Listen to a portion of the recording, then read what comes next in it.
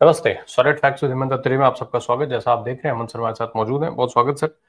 Sir, BMC चुनाव की तैयारियां शुरू हो गई हैं। उसको लेकर के एसआईआर इस समय देश में एक बड़ा मुद्दा है, तमाम राज्यों में। बिहार में एक बड़ा इम्पैक्ट था, लेकिन अब ये कितना बड़ा मुद्दा है, कितना बड़ा नहीं है, ये इस पर तो बहुत सारे सवाल अब उठ रहे हैं।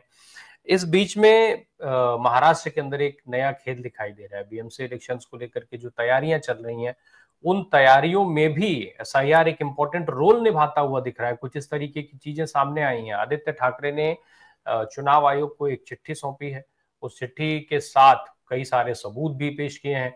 जरा दर्शकों के लिहाज से विस्तार से हम समझना चाहेंगे कि आखिर ये क्या हो रहा है, क्या खेल है।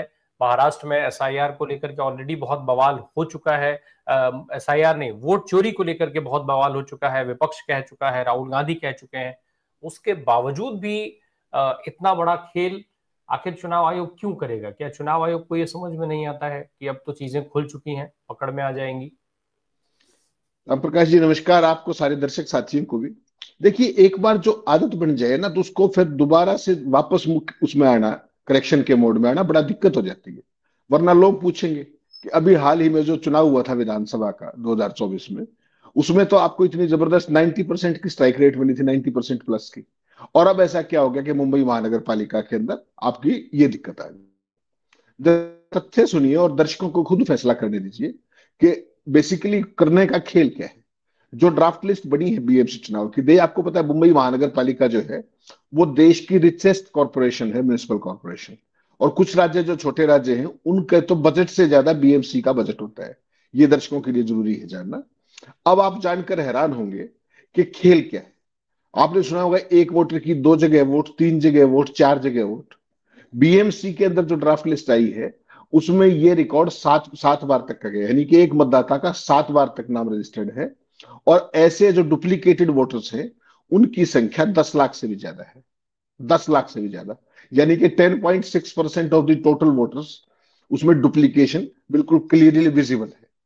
उसके बाद देखिएगा, चौंकिएगा मत, 26,319 ऐसे बड़े घर हैं जहां एक घर में 10 से ज्यादा मतदाता पंजीकृत हैं। आपको पता है अगर 10 से ज्यादा मंजी वोटर किसी घर में होते तो स्पेशली वहां जाकर के ग्राउंड सर्वे की रिपोर्ट करनी होती है। और यहाँ मुंबई बीएमसी चुनाव में कुछ घर तो इतने बड़े हैं कि उनके घर, उस एक घर के एड्रेस पर 1,000 से ज्यादा मतदाता है। कल्पना कीजिएगा, 1,000 से ज्यादा मतदाता है। ये त्रुटि नहीं है, ये बहुत बड़े लेवल की धोखाधड़ी है।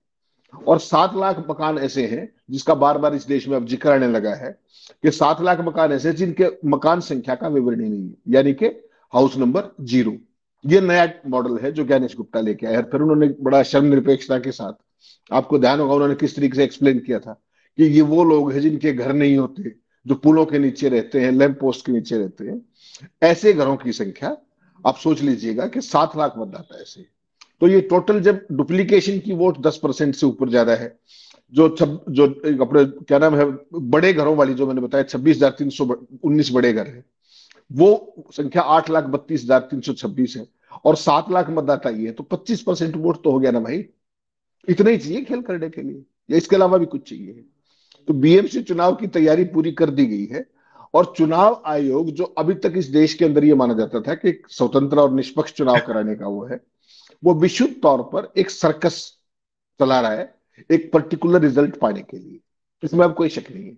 और जो ये चीज मैंने आपको बताई है, इसको लेकर के जो उद्धव ठाकरे के बेटे हैं वो बाकायदा चुनाव आयोग से मिले कल, राज्य चुनाव आयोग से सारे का सारा मेमोरेंडम दे करके आए। उसके बावजूद भी उन्होंने कहा कि भाई जो हमारी जो अपील का समय है 7 दिन का होता है, आपको पता है ड्राफ्ट वोटर लिस्ट में ऑब्जेक्शन रेज करने का, तो उसको आप बढ़ा करके 21 दिन कर दीजिए ताकि सब लोग इसमें अपना डिटेल्स जारी करके, ये तो सबका काम है। तो उसके बावजूद उस पर अभी तक कोई रिस्पॉन्स नहीं आया। और ये जो फाइंडिंग्स मैंने आपको बताई हैं, ये अकेली किसी एक पार्टी की नहीं, पॉलिटिकल पार्टियों की हैं, मीडिया की हैं और नागरिक संगठनों की है कि किस तरीके से ड्राफ्ट लिस्ट के अंदर बड़े पैमाने पर धोखाधड़ी और जांच के बावजूद भी चुनाव आयोग टस से मस नहीं हो रहा, राज्य चुनाव आयोग। तो मतलब बड़ा साफ है कि जो प्री डिटरमिन्ड चुनाव का परिणाम कहते हैं उसको हासिल करने के लिए किसी भी हद तक जाने को तैयार है बीएमसी के चुनाव में। आपको पता है कि उसके फाइनेंशियल इंप्लीकेशंस क्या है, कितने रिच बॉडी है वो, उसके लिए कितनी आपस में जद्दोजहद रहती है। उस सारे के बीच में ये तथ्य अपने आप में बड़ा रेलेवेंट हो चला है कि क्या इस देश में अब चुनाव ऐसे ही होंगे क्या, और अगर ऐसे ही चुनाव होंगे तो फिर माफ कीजिए, फिर चुनाव कराने की जरूरत क्या है। फिर तो आप डिक्लेयर कर दीजिए कि भाई फला तारीख में फला आदमी को डिक्लेयर कर दिया, बात ही खत्म होगी। तो ये एक नया मॉडल अब ऊपर से नीचे तक आपने लोकसभा के चुनाव में देखा, उसके बाद विधानसभाओं के तमाम चुनावों के अंदर देख रहे, और अब बीएमसी तक ये बात आ गई। तो जो इस देश का जो इलेक्टेड डेमोक्रेसी थी, इलेक्टरल डेमोक्रेसी थी, उसको इलेक्टरल ऑटोक्रेसी को एक बार बाकायदा ऑर्गेनाइज स्वरूप देने की एक फाइनल कोशिश मुझे लगता है। अगर ये बीमारी अगर बीएमसी तक भी चलेगी तो फिर बचेगा क्या, ये सोचने की जरूरत है। ये अपने आप में बड़ा चिंता का सवाल है। लेकिन सर जो 10 लाख का आपने एक आंकड़ा दिया, कई सवाल ना, 10 लाख का जो आपने आंकड़ा दिया, तो क्या ये 10 लाख वोटर्स को डुप्लीकेट वोट या फर्जी वोट खुद चुनाव आयोग डलवाना चाहता है? आखिर इन सारे एक्सरसाइज का फायदा क्या है? अगर ये 10 लाख डुप्लीकेट वोटर्स उसमें रह ही जाते हैं तो फिर इस एक्सरसाइज की जरूरत क्यों है? एक अतिरिक्त बोझ बढ़ाने की जरूरत क्यों है देश के लोगों पर? क्योंकि भाई अल्टीमेटली कोई भी संस्था हो, पैसा तो देश के टैक्स पेयर्स का ही खर्च कर रही है, तो फिर क्यों जरूरत है? 10 लाख अगर ये फर्जी वोटर्स हैं तो ये इन वोटों के जिम्मेदार किसको माना जाएगा? क्या ये सीधे तौर पर, या सीधा सवाल ये नहीं है कि ये 10 लाख वोटों की जिम्मेदारी चुनाव आयोग की बनती है, ज्ञानेश कुमार गुप्ता की बनती है, कि 10 लाख फर्जी वोट वो बीएमसी इलेक्शन में डलवाना चाहते हैं? इसमें आपको कहां शक है? जो महाराष्ट्र का जो मेन चुनाव हुआ विधानसभा का, लोकसभा के जस्ट बाद 5 से 6 महीने के बाद आपने देखा था, जो पूरे स्टेट के अंदर 40 लाख पर प्लस वोट जोड़ दिए गए 4 से 5 महीने में। तो उसके बाद वो वोट अब हटे कैसे? वो तो इन्होंने ही डलवाए ना, सारा का सारा मैनिपुलेशन तो तभी हुआ था। तो उसको अब एकदम हटाओगे तो समस्या है कि भाई वोटर कहाँ चले गए। तो ये सारी की सारी एग्जिस्टिंग लिस्टों के अंदर प्रॉब्लम है। और ये सारा खेल कब सामने है? जब ये बीएमसी चुनाव के लिए ड्राफ्ट लिस्ट सामने आई है। तो उसमें पॉलिटिशियंस ने भी, पॉलिटिकल पार्टीज ने भी, मीडिया ने भी, नागरिक संगठनों ने भी, उन सब ने उस ड्राफ्ट लिस्ट को स्कैन करने के बाद तब वो इस निष्कर्ष पर पहुंचे कि ये सारा खेला करने की तैयारी है। और बाकायदा राज्य चुनाव आयुक्त, मैंने फोटो भी भेजा है, दिखा दीजिएगा दर्शकों को, राज्य चुनाव आयुक्त से मिले हैं आदित्य ठाकरे। उसके बावजूद भी अभी तक कोई रिस्पॉन्स नहीं है। और इंटरनल सूचना ये आ रही है कि चूंकि ये इतने बड़े पैमाने पर गड़बड़ियां पकड़ी गई हैं, तो डैमेज कंट्रोल करने के लिए, डैमेज कंट्रोल क्योंकि अब तो चोरी खुलेआम पकड़ी गई, तो डैमेज कंट्रोल करने के लिए हो सकता है 1-2 हफ्ता चुनाव को पोस्टपोन कर दिया जाए बियॉन्ड 31 जनवरी। और उसके लिए बाकायदा सुप्रीम कोर्ट से परमिशन लेनी पड़ेगी, क्योंकि सुप्रीम कोर्ट का आदेश है कि इस दौरान तक चुनाव कराइए बीएमसी का। उसमें अगर कोई वो होते फिर सुप्रीम कोर्ट में भी एक फॉर्मल बुलाना पड़ेगा कि कुछ तकनीकी कारणों के चलते या वोटर लिस्ट की रिवीजन के कारण हमें ये कुछ देर के लिए अनुमति दी जाए, और वो अनुमति लेकर के फिर चुनाव को 1-2 हफ्ता उसको पोस्टपोन करने की बात इंटरनल सोर्सेज से सामने भी आ रही है। यानी कि चोरी पकड़ ली गई है, अब वो डैमेज कंट्रोल कैसे होगा उसके ऊपर सारा ध्यान है। सर लेकिन क्या इससे डैमेज कंट्रोल हो जाएगा? क्योंकि अभी एक चीज देखिए, दूसरा, पहली चीज तो मैं ये समझूं कि क्या डैमेज कंट्रोल की आवश्यकता है? क्योंकि राज्य जब चुनावों में इतने बड़े खुलासे होते रहे तो कौन सा बदलाव हो गया? क्या बदल दिया ज्ञानेश कुमार गुप्ता ने, चुनाव आयोग ने? कौन सा उनके रवैये में परिवर्तन आ गया? जिस तरीके से एक के बाद एक शिकायतें रखी जाती हैं, तमाम सबूतों के साथ शिकायतें दी जाती हैं, चुनाव आयोग के कान पे जू तक नहीं रेंगती है, उसमें से किसी का कोई जवाब नहीं आता है। ऐसे में पहली चीज तो ये कि वास्तव में क्या इसकी जरूरत चुनाव आयोग महसूस करेगा? चुनाव आयोग किसी तरीके का दबाव लेने को तैयार है? पहला सवाल तो ये। दूसरा कि क्या इन सारी चीजों से अगर 2 हफ्ते टाल ही दिए जाएंगे तो इससे क्या वो ये चोरी छुप जाएगी, काम चल जाएगा? नहीं, चोरी छुपाना भी कोई मकसद नहीं है। किसी तरीके से व्हाइट वॉश करना होता है ना, कि कोई चोरी पकड़ी, कोई गलती होगी तो आप उसको ठीक तो नहीं करेंगे तो तय मान के चलिए, लेकिन ठीक करते हुए प्रतीत होना चाहते हैं। दोनों चीजों में थोड़ा सा फर्क है। ज्ञानेश गुप्ता ने जो बड़ी लाइन खींची है केंद्रीय चुनाव आयोग ने, चाहे वो लोकसभा 2019 का चुनाव हो, 24 का चुनाव हो, चाहे उसके बाद जो विधानसभाओं के तमाम चुनाव हुए, बिहार चुनाव देखिए ना कौन कौन से जो सक्सेसफुल मॉडल इन्होंने लागू किया है। मध्य प्रदेश, छत्तीसगढ़, हरियाणा, दिल्ली, महाराष्ट्र, बिहार, ये 6 तो कर चुके हैं ना बिल्कुल सक्सेसफुली। तो अब बीएमसी में करने में इनको क्या परेशानी है? एक थोड़ा सा अंतर यह है राम प्रकाश जी, कि विधानसभा और लोकसभा के चुनाव केंद्रीय चुनाव आयोग कराता है, और जो कॉर्पोरेशन, म्यूनिसिपल कॉर्पोरेशन के चुनाव होते हैं वो राज्य चुनाव आयोग के जिम्मे होते हैं, स्टेट इलेक्शन कमीशन। तो जो जो एक वोटर लिस्ट बनी है तो एरिया तो वही रहेगा ना। मुंबई बेसिकली उसका डिलिमिटेशन अलग हो सकता है, वार्ड वाइज डिलिमिटेशन अलग हो सकता है। वोट तो जो खेल तब किया गया था वो तो एग्जिस्ट करता है ना अब भी। अब उसमें समस्या क्या है कि जो ये चोरियां पकड़ी गई हैं, 10 लाख डुप्लीकेट वोटर और ये सारी की सारी, अगर आप इनको बल्क उसमें हटाते हैं तो फिर विधानसभा चुनाव के ऊपर रिफ्लेक्शन जाएगा कि विधान, वही बात जो हम बात करते हैं बार बार, कि लोकसभा में जो सूची ठीक थी उसके बाद अब एसआईआर की जरूरत क्यों पड़ गई आप। तो अब आप देखिएगा कि जब विधानसभा के अंदर जो लिस्ट ठीक थी और वो सारी चोरियां अब यहां पकड़ी जाएंगी, इसलिए उसमें किस तरीके से व्हाइट वॉश कर दिया जाए। बाकी तो इनको पता है, देखिए डिजायर्ड रिजल्ट लेने की तकनीक इस देश में ऑलरेडी एग्जिस्टिंग है आज की तारीख में, सत्तारूढ़ पार्टी और उसके अलाइज के लिए, इसमें तो कोई कंफ्यूजन है नहीं। तो इसमें किस तरीके से व्हाइट वॉश कर दिया जाए इस सारे के सारे खेल को, इसका प्रयास जरूर होगा स्टेट इलेक्शन कमीशन के पार्ट पे। और दोनों ही दिखते हैं, एक मैंने जैसे बताया कि जो वहां चोरी की थी अब उसको यहां कैसे छुपाए, नंबर एक, और जो वहां परफॉर्मेंस रही थी विधानसभा के अंदर उसको अब यहां कैसे मेंटेन करे, दो चुनौती होगी ना। तो उसमें अगर वोटर लिस्ट आपने ठीक कर दी तो वो आपका जो रिकॉर्ड था वो खराब हो जाएगा, सारी की सारी चीजें एक्सपोज हो जाएंगी, फॉल्ट लाइंस, कि वो भी गड़बड़ थी और असलियत ये है।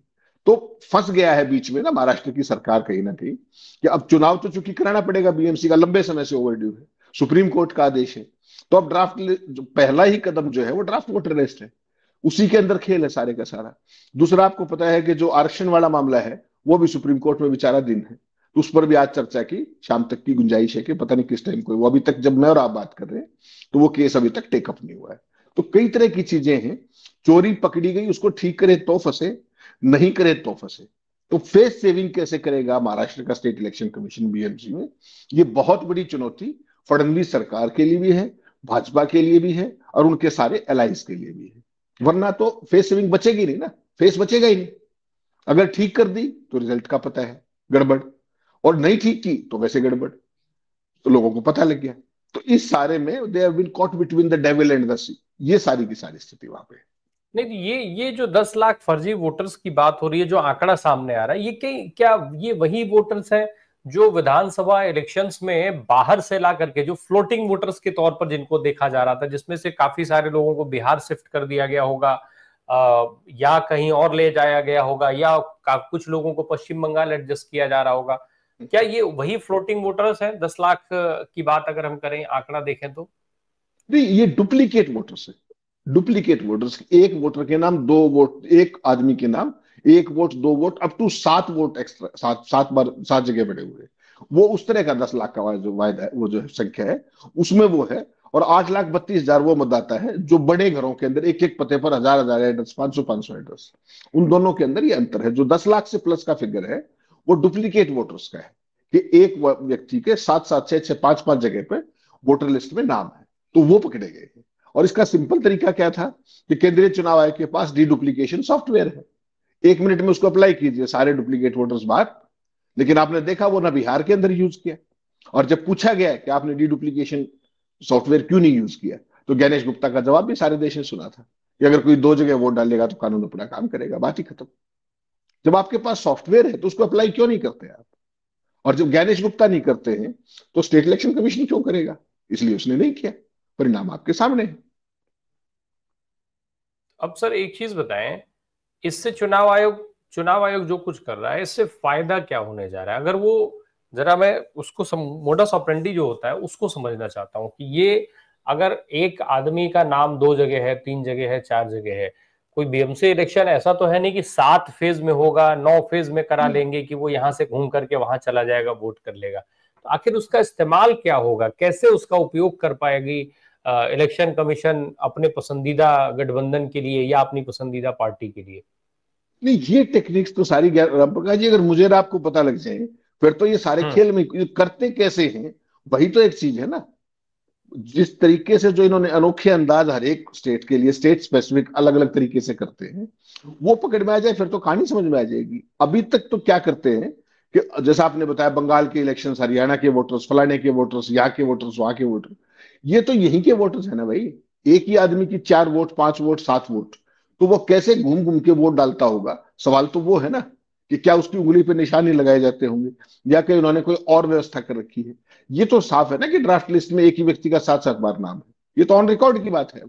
और इंटरनली जो स्टेट इलेक्शन कमीशन के सोर्सेज हैं वो भी इस बात को स्वीकार कर रहे हैं कि वोटर लिस्ट को थोड़ा सा ठीक करने में, ड्राफ्ट लिस्ट में, इसमें अभी समय लगेगा और हो सकता है चुनाव को हफ्ता, 2 हफ्ता, 3 हफ्ता टालना पड़ जाए। तो वो सारे का सारा जो व्हाइट वॉशिंग एक्सरसाइज है उसमें अभी समय लगने की उम्मीद है।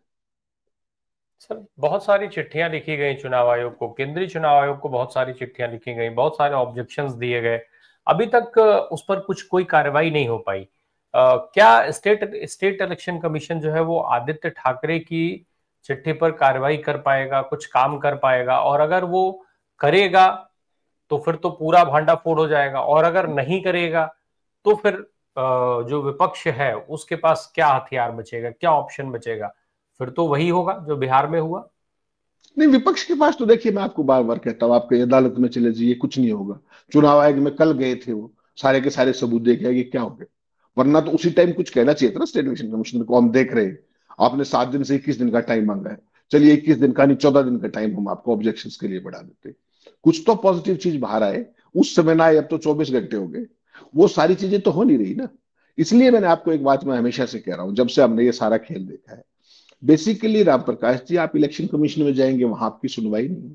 चाहे वो स्टेट इलेक्शन कमिश्नर हो, चाहे ज्ञानेश गुप्ता हो।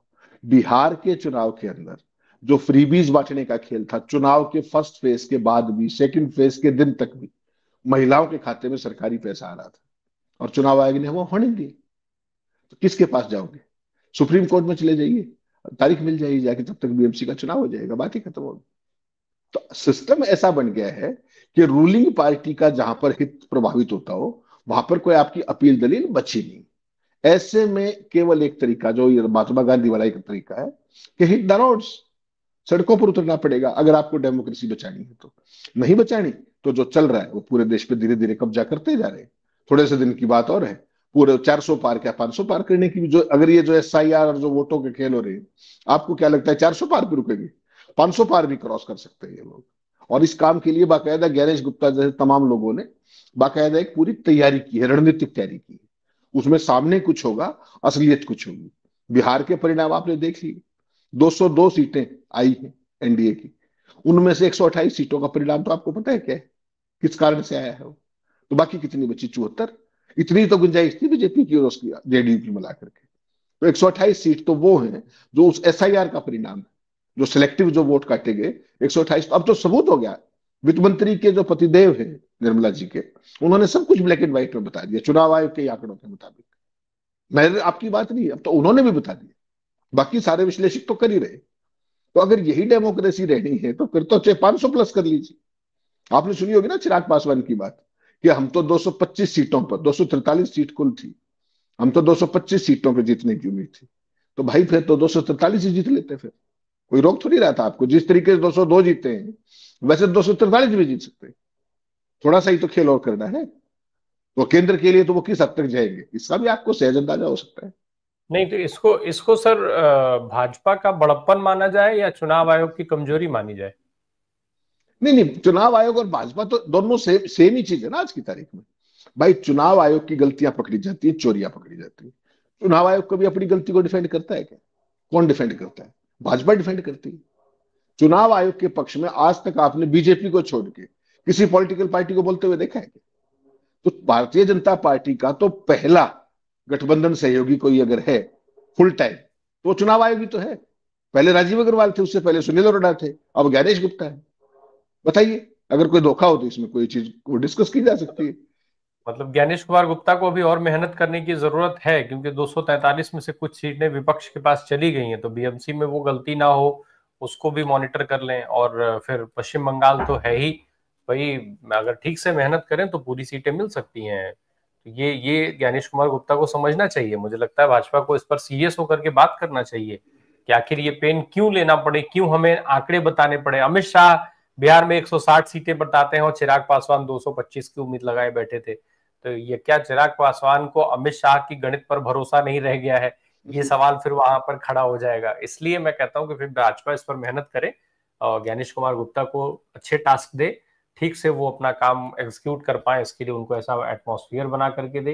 मोदी जी ने तो दे ही दिया है कि भाई आप हर चीज से मुक्त हैं, कोई टेंशन मत लीजिए, आप ना आज कोई कार्यवाही में आते हैं ना कल कार्यवाही में आ पाएंगे, इसलिए आप खुल करके खेलिए, अच्छे से परफॉर्म करिए। खैर मन सर, एक चीज और, जिस तरीके से ये ड्राफ्ट लिस्ट में डुप्लीकेट वोटर्स की बात सामने आई है, पूरे देश में एसआईआर चल रहा है इस समय, तो जब एक बीएमसी इलेक्शन में वोटर लिस्ट ऐसे तैयार हो रही है, तो पूरे देश में जब एसआईआर कराएंगे तो उस डेटा को क्या करेंगे आप? उस जब सीमित क्षेत्र में, सीमित आंकड़ों के बीच में जब आप डुप्लीकेट वोटर्स को छांट नहीं पा रहे हैं, तो पूरे देश में कैसे छांट लेंगे 140 करोड़ की आबादी वाले नहीं देश में? नहीं, राम प्रकाश जी, ये मंशा का अंतर है।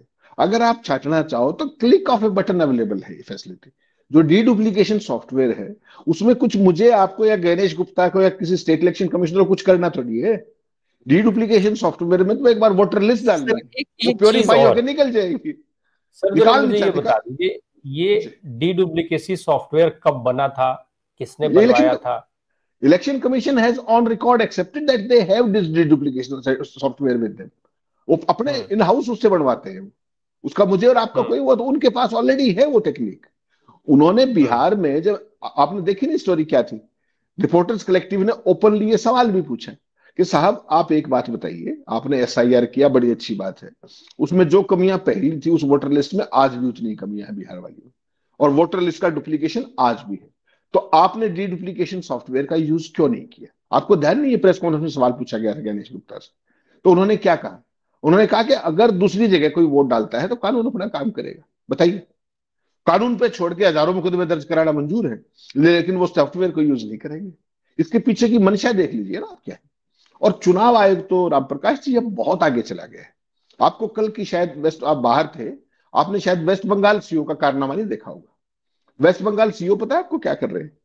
बिहार, वेस्ट बंगाल के अंदर जो एसआईआर चल रही है अभी, उन्होंने एक रिक्वेस्ट फॉर प्रपोजल चला दी कि भाई हमें 1,000 डेटा एंट्री ऑपरेटर चाहिए पूरे वेस्ट बंगाल के अंदर डेटा फीड करने के लिए, और 50 सॉफ्टवेयर डेवलपर चाहिए।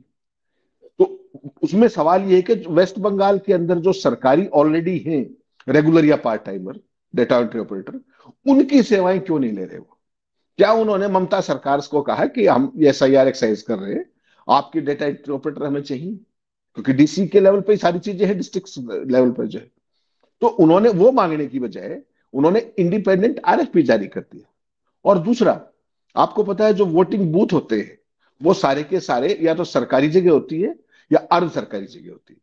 उन्होंने चिट्ठी जारी करके डीसी से ये पूछा है वेस्ट बंगाल के अंदर सीओ ने कि ये बताइए कि प्राइवेट जो जो है क्या बोलते हैं हाउसिंग सोसाइटीज, प्राइवेट जो रेजिडेंशियल एरियाज हैं, उनकी रिकमेंडेशन कीजिए कहां कहां पर वोटिंग बूथ हो सकते हैं।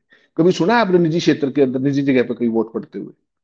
तो हर स्टेट के अंदर वहां की जरूरतों के मुताबिक नए नए खेल चुनाव आयोग अपने हिसाब से कर रहा है।